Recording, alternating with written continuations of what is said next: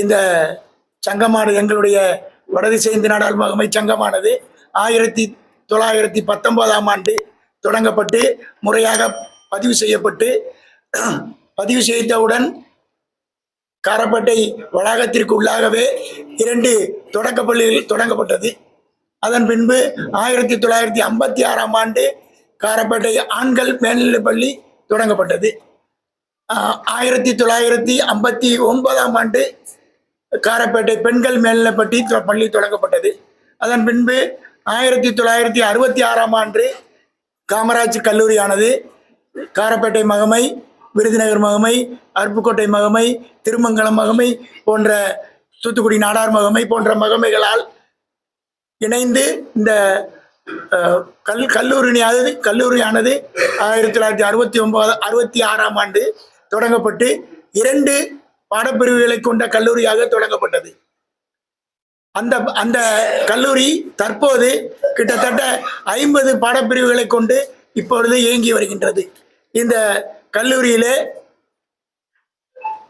LKG முதல் PG வரை இருக்க வேண்டும் என்ற நோக்கத்திற்காக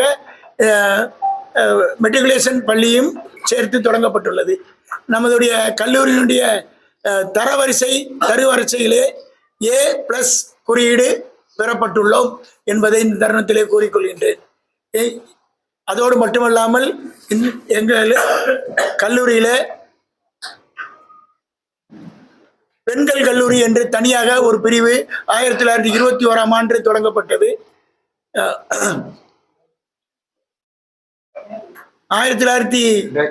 2024ஆம் ஆண்டு நம்முடைய கல்லூரி சுயாட்சி கல்லூரியாக செயல்பட்டு வருகின்றது.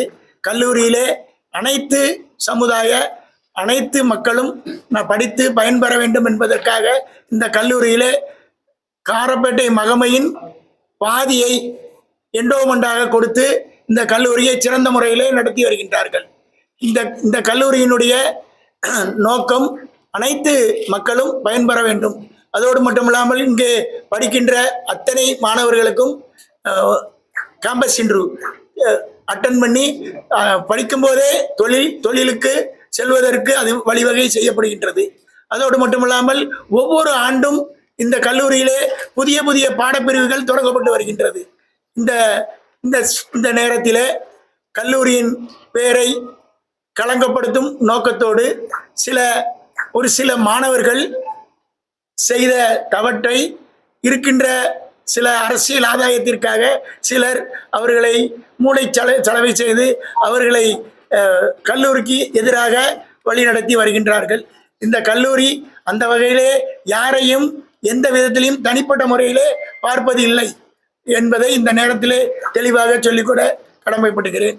அதோடு மட்டுமல்லாமல் இந்த கல்லூரியானது வருகின்ற காலங்களில் இந்த கல்லூரியிலிருந்து இன்னொன்று என்னன்னு கேட்டிங்கன்னா, இந்த நம்ம தூத்துக்குடி மாவட்டத்திலே நடக்கக்கூடிய கல்லூரிகளிலே ஒழுக்கமான மாணவர்களை கொண்ட கல்லூரி எது என்றால் காமராஜ் கல்லூரி என்றே சொல்லும் அளவிற்கு இந்த கல்லூரி செயல்பட்டு வருகிறது என்பதை இந்த தருணத்திலே கூறிக்கொள்கின்றேன். அதோடு மட்டுமல்லாமல் இன்னும் எதிர்வரும் காலங்களில் நம்மளுடைய கல்லூரி இப்பொழுது ஆட்டோனமஸ், அதாவது தன்னாட்சி கல்லூரியாக மாறப்பட்டாலும் இந்த கல்லூரி சிறந்த முறையிலே அனைத்து மக்களுக்கும் பேருதவி செய்து கொண்டு வருகின்றோம்.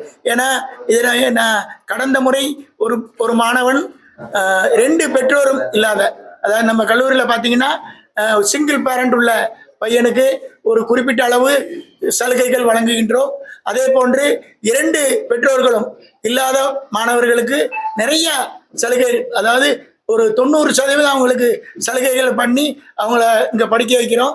இதை ஏன் நான் சொல்றேன்னா, கடந்த ஆண்டு 2 பெற்றோரும் இல்லாத ஒரு மாணவன் அவருடைய தாத்தா என்னிடம் அழைத்து வந்தார்.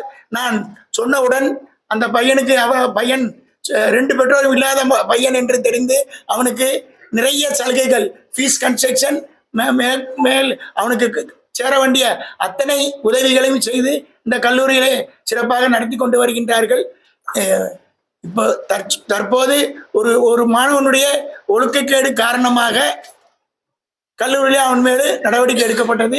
அந்த நடவடிக்கையை பெரிதுபடுத்தி இந்த கல்லூரியின் பெயரை கெடுக்கும் விதமாக அந்த இந்த இந்த செயல் நடந்து கொண்டு வருகின்றது. இன்னும் வருங்காலங்களில் இப்போ வந்து அந்த அந்த கல்லூரியினுடைய விவரங்களை இன்னைக்கு வந்து இந்த பிரஸ் மீட்ல எங்களுடைய மகமையினுடைய உறுப்பினர்கள், அதாவது கல்லூரிக்கு வந்திருக்கின்ற உறுப்பினர்கள் அத்தனை பேரும் வருகை தந்திருக்கின்றார்கள். இதுல எங்களுடைய காரப்பட்டை மகமையின் சார்பாக எங்களுடைய பிரதிநிதியாக கல்லூரியிலே இருந்து செயல்பட்டு வருகின்ற அருமை அண்ணாச்சி முத்துச்செல்வம் அவர்கள் இருக்கின்றார்கள். நண்பர்கள் அனைவருக்கும் எனது மனமார்ந்த வணக்கங்கள். என் பேர் வந்து முத்துசெல்வம். நான் தூத்துக்குடி கல்விக்குழுவில் வந்து பொருளாளராக இருக்கேன். இந்த தூத்துக்குடி கல்விக்குழுவானது நம்ம காமராஜ் கல்லூரி, காமராஜ் மகளிர் கல்லூரி மற்றும் காமராஜ் பள்ளியை 1966 ஆண்டு முதல் மிக சிறப்பாக நடத்தி வருகிறோம். இன்றைக்கி வந்து முன்னால் ஒரு 15-20 வருஷத்துக்கு முன்னால் B+ அந்தஸ்து இருந்த காலேஜை வந்து இன்றைக்கி A+ ஆக்கியிருக்கோம். இதில் 2வது அட்டானமஸ் வாங்கியிருக்கோம். இந்த B+ A+ தரை சரி. இப்போ பிரச்சனை வந்து என்னன்னு கேட்டிங்கன்னா, இப்போ கடந்த சில நாட்களுக்கு முன்பு வந்து இந்த ஒரு அமைப்பானது ஒரு 3 கோரிக்கைகளை வச்சு வந்து ஒரு தப்பான பொய் பிரச்சாரம் பண்ணிட்டு அலைகிறாங்க.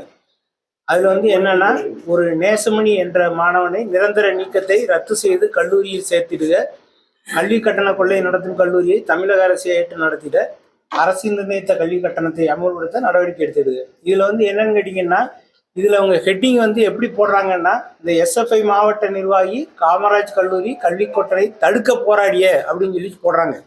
இது வந்து இந்த இன்சிடென்ட்டுக்கும் இந்த பையனோட நிரந்தர நீக்கத்துக்கும் எந்த விதமான சம்பந்தமும் இல்லை முதல்ல. ஏன்னா இந்த பையன் வந்து 2020 +2 முடிச்சுட்டு 2022 தான் நம்ம காலேஜில் வந்து அட்மிஷன் போட்டிருக்காங்க. இந்த 2022 இருந்தே அந்த பையன் வந்து ஒரு விதமான ஒழுங்கும் கிடையாது. ஃபர்ஸ்ட் இயர் படிக்கும்போது, இப்போ 3rd இயர் படிக்கிறான் அந்த பையன். ஃபர்ஸ்ட் இயர் படிக்கும்போது வந்து வாத்தியார்கிட்ட சண்டை போட்டு சஸ்பெண்ட் ஆகி திரும்ப ரிவோக் பண்ணியிருக்கோம். செகண்ட் இயரில் வைஸ் பிரின்சிபல்கிட்ட சண்டை போட்டு சஸ்பெண்ட் பண்ணி திரும்ப ரிவோக் பண்ணியிருக்கோம். 3rd இயரில் வந்து அதே மாதிரி இப்போ அங்கே உள்ள சம்மந்தம் இல்லாமல் எய்டட் ஸ்டாஃப் கூட சண்டையை போட்டு பிரின்சிபலை பற்றி தவறாக அவதூறாக பேசி, 2வது வந்து செக்ரட்டரியை வழிமறிச்சு, இந்த மாதிரி நிறையா ஒழுங்கினங்களில் ஈடுபட்டதுனால, இந்த ஒழுங்கினங்களில் ஈடுபட்டதுக்காக உரிய கமிட்டி அமைக்கப்பட்டு அவங்க மேலே ப்ராப்பராக 4 மாதம் விசாரணை நடத்தி இதோட ப்ரொசீடிங்ஸ் போட்டு அவனை ப்ராப்பராக வந்து நிரந்தர நீக்கம் பண்ணியிருக்கோம். இதில் வந்து என்னென்னா, அவங்க அந்த கட்டண கொள்ளையை தடுக்கிறதுக்கு போராடுறதுக்காக நீக்கின மாதிரி ஒரு பிம்பத்தை கட்டமைக்கிறாங்க. அது வந்து உண்மை இல்லை. ஏன்னா நம்ம காலேஜ் வந்து private college, it's not a government college கிடையாது, ப்ரைவேட் காலேஜ். இது வந்து ப்ரைவேட் காலேஜஸ் ரெகுலேஷன் ஆக்ட் கீழே வரும்.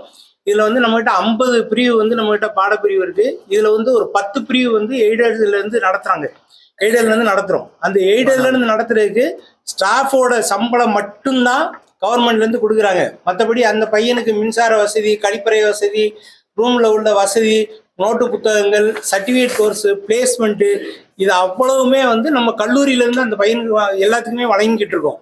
கிட்டத்தட்ட அந்த 5000 மாணவர்களில் வந்து நம்ம ஒரு 1500 மாணவர்களுக்கு ஊக்கத்தொகை வழங்குறோம். இது எல்லாமே வந்து இத்தனையும் மறைச்சி அந்த பையன் வந்து ஏதோ அவன் போராட்டம் நடத்தினதுக்காக அவனை வந்து கல்வியிலேருந்து நிரந்தர நீக்கம் பண்ண மாதிரி ஒரு பிம்பத்தை கிரியேட் பண்ணி தேவையில்லாமல் வந்து ஒரு கல்லூரிக்கு அவப்பெயர் ஏற்படுத்தணும். 2வது வந்து அவங்க அமைப்புகளுக்கு நிரந்தரமாக இந்த மாதிரி அதை எதிர்த்து போராட்டம் பண்ணிட்டு இருக்காங்க. ஸோ அந்த போராட்டத்தில் வந்து எல்லளவும் வந்து உண்மை இல்லை. 2வது வந்து ஃபீஸ் கவர்மெண்ட்ல வந்து என்ன ஃபீஸ் பண்ணுறாங்க, ஃபிக்ஸ் பண்ணியிருக்காங்களோ அதே இதை தான் நம்ம வாங்குகிறோம். அதை விட எந்த அதிகபட்சமான கட்டணமோ இல்லை அதிகப்படியான கட்டணமோ எதுவும் வாங்குறது இல்லை. வாங்குகிற கணக்கு அனைத்துக்குமே அமௌண்ட்டு தொகைக்குமே வந்து JD ஆஃபீஸ், DC ஆஃபீஸ், 2வது வந்து UGC இவ்வளவு வந்து ப்ராப்பராக தணிக்கை செய்யப்படுது.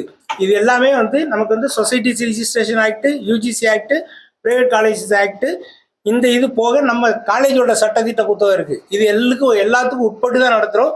எந்த ஒரு நடவடிக்கைனாலும் இந்த பையன் வந்து அளவுக்கு மீறி ஒழுங்கீனம் பண்ணதுனால அவனை வந்து வேற வழி இல்லாமல் நீக்கணும். இத்தனைக்கும் அந்த பையனை கூப்பிட்டு அவங்க அம்மாவை கூப்பிட்டு எல்லாத்துக்கும் அவனுக்கு ப்ராப்பராக ஆப்பர்ச்சுனிட்டிஸ் கொடுத்து, 2வது வந்து இன்னொன்று என்னன்னு கேட்டிங்கன்னா, இந்த நிரந்தர நீக்கம் அப்படின்னு ஒன்று வந்துச்சுன்னா இவங்க வந்து உரிய லீகல் ஃபோரம் கோர்ட் இருக்கு, கோர்ட்ல போய் வந்து இந்த மாதிரி அவங்க ரெமெடி சேர்த்து கேட்டுக்கலாம். இவங்களை வந்து இங்க இருக்கிறவங்க வாழ்க்கையும் புறத்தையும் கெடுத்துக்கிட்டு இருக்கான். இந்த மாதிரி கட்டணத்தை வந்து இப்போ குறைக்கிறதுக்கு போராடினதுக்காக பண்ண மாதிரி அப்படின்னு சொல்லி இந்த மாதிரி வந்து அதை வந்து ஒரு திசை திருப்பி இன்னைக்கு காலேஜில் 5000 பேர் இருக்காங்க.